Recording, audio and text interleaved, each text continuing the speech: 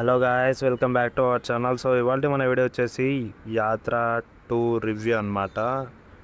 నిన్న night cinema చూడడం జరిగింది. సినిమా చూసాక నా ఒపీనియన్ చెప్పాలంటే ఒక సీక్వెల్ లాగా ఉంది భయ్య.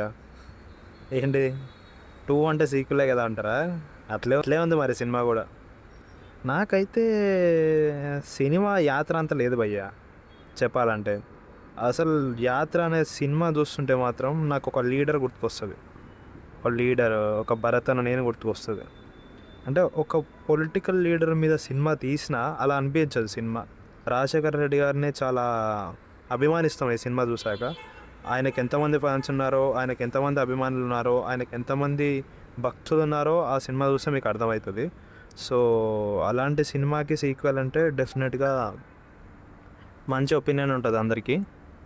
సో అలాంటి సినిమాకి సీక్వెల్ అంటే డెఫినెట్గా మంచి ఒపీనియన్ ఉంటుంది అందరికీ. ఎక్స్పెక్టేషన్స్ కూడా అట్లే ఉంటాయి. సో ఈ సినిమా దాన్ని రీచ్ అయిందా అంటే అయిందని చెప్పాలి. కాకపోతే కొంచెం పొలిటికల్ పరంగా తీసినట్టు అనిపించింది. సో మొత్తానికి ఎలక్షన్ టైంలో రిలీజ్ చేశారు కాబట్టి డెఫినెట్గా ఇది పొలిటికల్ ఇంపాక్ట్ డెఫినెట్గా ఉంటుంది. సో సినిమా మొత్తం సపోర్ట్ చేయడానికి ఉంటుంది జగన్ని. సో జగన్ అన్న ఈ సినిమాలో చాలా పాజిటివ్ రోల్స్ ఉన్నాయి డెఫినెట్గా. మీరు సినిమా ఒకసారి చూస్తే మీకు అర్థమవుతుంది. అన్నను చాలా పాజిటివ్గా చూపించారు. అంటే నెగిటివ్ ఉండా అని మీరు అనకండి. డెఫినెట్గా ఒక మనిషిలో పాజిటివ్ ఉంటే నెగిటివ్ ఉంటుంది. సో అలా చెప్తున్నాను అనమాట. ఎక్కువ పాజిటివ్స్ ఎక్కువ కనిపించినాయి సినిమాలో. సో నాకు ఈ సినిమాలో మంచిగా అనిపించిన విషయం ఏదన్నా ఉంది అంటే అది మమ్మూటి గారి యాక్టింగ్. ఆయన రాజశేఖర రెడ్డి గారి పాత్రలో చాలా ఒదిగిపోయారని చెప్పాలి.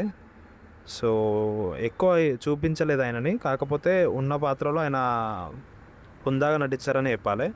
అండ్ జీవ కూడా చాలా బాగా యాక్ట్ చేశాడు జగన్ అన్న లేక. ఆల్మోస్ట్ దింపేయడానికి ట్రై చేశాడు అనుకోండి జగన్ అన్నని, కానీ ఎంతున్నా జగన్ అన్నని మ్యాచ్ చేయలేరు ఎవరు. సో ఆ విషయంలో కొంచెం తడబడ్డాడని చెప్పాలి. సో అదొకటి. అండ్ యాత్ర అనగానే సినిమా మొత్తం నడుచుడే అనిపిస్తుంది భయ్య. ఎందుకో నాకు సినిమా స్టార్టింగ్ నుంచి ఎండింగ్ వరకు నడుచుడే అనిపిస్తుంది. ఇక్కడ చూసినా నడుస్తూనే ఉంటాడు మరి జగన్ అన్న. సో అదనమాట. సో సినిమా పాజిటివ్ విషయానికి వస్తే స్టోరీ ఒకటి రియలిస్టిక్ ఉంటుంది, అదొకటి. అండ్ క్యారెక్టర్స్ కూడా చాలా రియలిస్టిక్ ఉన్నాయి రెండు.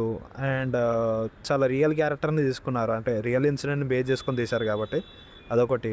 అండ్ సాంగ్స్ అండ్ బీజిఎం కూడా చాలా బాగుంది. ఇదనమాట. అండ్ వీళ్ళిద్దరు యాక్టింగ్ కూడా, జీవ అండ్ మమ్మూటి గారి వీళ్ళిద్దరు యాక్టింగ్ కూడా చాలా ప్లస్ అయిందని చెప్పాలి సినిమాకి. అండ్ డైరెక్షన్ గురించి తర్వాత మాట్లాడతాం. సో ఇవన్నమాట పాజిటివ్స్. అండ్ నెగిటివ్ విషయానికి వస్తే మాత్రం స్క్రీన్ ప్లే నాకెందుకో చాలా స్లో నరేషన్ లేక, అండ్ సమ్ సీన్స్లో అయితే అసలు ఏదో అతికిచ్చి పెట్టినట్టు అనిపించింది నాకు కొన్ని సీన్స్ అయితే. సో అన్నెసెసరీ ఆ సీన్స్, కానీ పెట్టినట్టు అనిపించింది. అండ్ కొన్ని చోట్ల లిప్ సీన్స్ మ్యాచ్ కాలేదు, కొన్ని డైలాగ్స్ బాగా రాలేదు. సో ఇలా ఉన్నాయి, కొన్ని కంప్లైంట్స్ ఉన్నాయి. సో డెఫినెట్గా దాని గురించి చెప్పాల్సిందే. సో డైరెక్షన్ పరంగా అయితే అవి నెగిటివ్స్ అనమాట. పాజిటివ్స్ ఏంటంటే ఈ సినిమాని సెలెక్ట్ చేసుకోవడం పాజిటివ్. సో ఎంతైనా మన రాజశేఖర రెడ్డి గారి అంటే ఆ మాత్రం ఉంటుంది అనుకోండి అందరికీ. రెడ్డి గారి ఫ్యాన్స్ ఎక్కువ మంది ఉంటారు, జనరల్ ఆడియన్స్ కూడా చాలామంది చూస్తారు సినిమాని డెఫినెట్గా, అందరూ డౌట్ ఏం లేదు. సో అదనమాట. సో ఇది నా రివ్యూ కనుక మీకు నచ్చినట్లయితే like, share and subscribe my channel. So thanks for watching.